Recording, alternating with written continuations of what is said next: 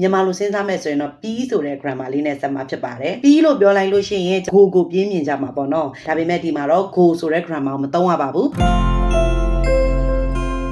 မင်္ဂလာပါရှင်ဒီနေ့ကျမကစာကြောင်းလေးတွေကိုမြန်မာလိုစဉ်းစားပြီးတော့ကျမတို့ကိုရီးယားလိုလိုက်ပြီးတော့ပြောကြည့်ပါမယ်ရှင်အစင်သစ်ဖြစ်ပြီဆိုစပါမယ်ပထမအဆုံးစာကြောင်းလေးကတော့ဘတ်စကာစီပီလာခဲ့ပါတယ်ဒီစာကြောင်းလေးကိုအတူတူပြောကြည့်ပါမယ်ဘတ်စကာဆိုတော့ boss CP ဆိုတော့စီးတာကထားတာ CP ဆိုတော့ကျမတို့ဗာထည့်မလဲဆိုတော့ထားကို boss ထားကိုလာခဲ့ပါတယ် 왔습니다 boss ထားကို 왔습니다 boss ထားကို 왔습니다ဘတ်စကာစီပီလာခဲ့ပါတယ်နောက်တစ်ကြောင်းကထမင်းစားပြီးလမ်းလျှောက်ပါတယ်လို့ပြောချင်ပါတယ်ထမင်းစားပြီးထမင်းဘတ်စားတာက 먹다အဲ့ဒီမှာစားပြီးဆိုတော့ကျမတို့ဗာနဲ့ဆက်မလဲကိုနဲ့ဆက်ပါမယ်ဒါဆိုရင် 밥 먹고လမ်းလျှောက်ပါတယ်ဆိုတဲ့စကားလုံးကမီးနင်းမှာဆိုလို့ရှိရင်ပြန်သွားကြည့်မယ်ဆိုနှစ်ခုရှိတယ်ပေါ့နော်တစ်ခုက 걸어가다နောက်တစ်ခုက 산책하다ဆိုတဲ့စကားလုံးနှလုံးရှိတယ်အဲ့ဒီမှာကျမတို့က 걸어가다ဆိုတာကကြတော့ဒီတိုင်းပဲဒီတိုင်းပဲလမ်းလျှောက်တာကိုပြောတာ 걸어가다ဆိုတာလူတွေဒီတိုင်းလမ်းလျှောက်တာကို 걸어가다 လို့သုံးပြီးတော့ 산책하다 ကကြတော့ကျမတို့အညောင်းညာပြေးလမ်းလျှောက်တယ်အခုထမင်းစားပြီးတော့ bike တင်း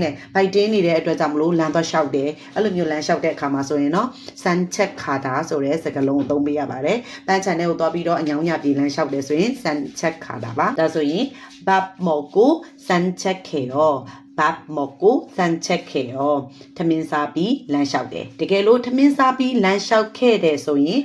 밥 먹고 산책했어요. 밥 먹고 산책했어요 လို့ပြောရမှာဖြစ်ပါတယ်နောက်တစ်ခုကကြတော့ကျွန်တော်တို့အသီးဝယ်ခဲ့တယ်လို့ပြောချင်တယ်အသီးက 과일 샀어요. 과일가 아띠고 소로 울 과일을 왜케데 샀어요. 과일을 샀어요. 아띠고 왜케데 다로 다 알로에 말해 루라인 뼈땀만 루트 말해 게 다소인 아띠고 왜비 등에 진고 빼게래 로 정말 뼈잖아. 너네리 시도 하비노 사장아. 다소 쿠나가 저가 뼈래 아띠고 왜케데 소인 과일을 샀어요. 다가 대장 뭐노အခုဒုတိယမြောက်ကျွန်တော်တို့စဉ်းစားမှာကတငယ်ချင်းကိုပေးခဲ့တယ်ဆိုတဲ့စာကြောင်းလေးကိုစဉ်းစားမှာဖြစ်ပါတယ်တငယ်ချင်းဆိုတော့ 친구တငယ်ချင်းကိုအဲ့ဒီမှာကျွန်တော်တို့နောက်တစ်ချက်ပြန်စဉ်းစားမှာကကိုဆိုတဲ့အသုံးကိုကျွန်တော်တို့ရှေ့မှာသုံးလာတာကဥရုကိုသုံးတယ်ဒါဆိုဒီမှာ 친구루 လို့သုံးရမလားဆိုရင်မှားပါတယ် 친구루 လို့မသုံးရပါဘူးရှင် 친구한테ရဲ့အဓိပ္ပာယ်ကစီတို့ဆိုတဲ့အဓိပ္ပာယ်ရှိပါတယ်သူ့ရဲ့အရှိမများသောအားဖြင့်တက်ရှိတွေပဲနေတာများပါတယ်အဲ့တော့တစ်ချက်မှတ်ထားပေးရမှာက hanté ရဲ့အရှိမတက်ရှိပဲနေတယ်ဆိုတဲ့ grammar လေးကိုမှတ်ထားပေးပါဒီ grammar လေးကိုတော့ကျွန်တော်ဒီတန်းရှင်းပြထားတဲ့ video file လေးရှိပါတယ်ရှင်အဲ့တော့အဲ့ဒီ video file လေးကိုပြန်ပြီးတော့ရှာကြည့်ပေးပါနော်အဲ့တော့ noun plus ege noun plus hante ဒီရှင်းမှာနေတဲ့ noun ကကျွန်တော်တို့သက်ရှိ noun ပဲဖြေရပါမယ်အဲ့တော့တငယ်ချင်းစီကိုဆိုတော့ 친구한테 ပေးခဲ့တယ်ဆိုတော့ 줬어요 친구한테 줬어요အဲ့ဒီမှာကျမတို့ကအသီးကိုဝယ်ခဲ့တယ်ဆိုတဲ့စာကြောင်းလေးရယ်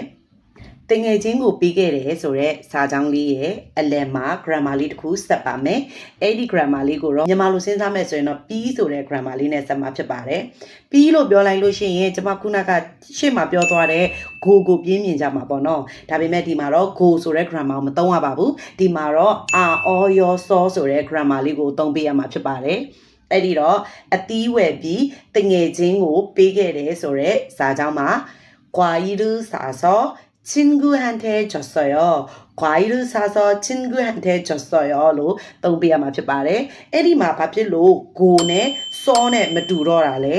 ဘာဖြစ်လို့ပထမစာကြောင်းဒီမှာ go ကိုသုံးသွားပြီးတော့ဒီစာကြောင်းမှာကျတော့ are or your so ဆိုတဲ့ grammar ကိုသုံးသွားတာလဲဆိုတာကိုနောက်ထပ် video file လေးမှာလာပြီးရှင်းပြပေးသွားမှာပဲဖြစ်ပါတယ်ရှင်မြန်မာလိုစာကြောင်းလေးတစ်ကြောင်းကြောင်းပေးပါမယ် comment မှာရေးပေးကြည့်ပါနော်တငယ်ချင်းစီကိုဖုန်းဆက်ခဲ့တယ်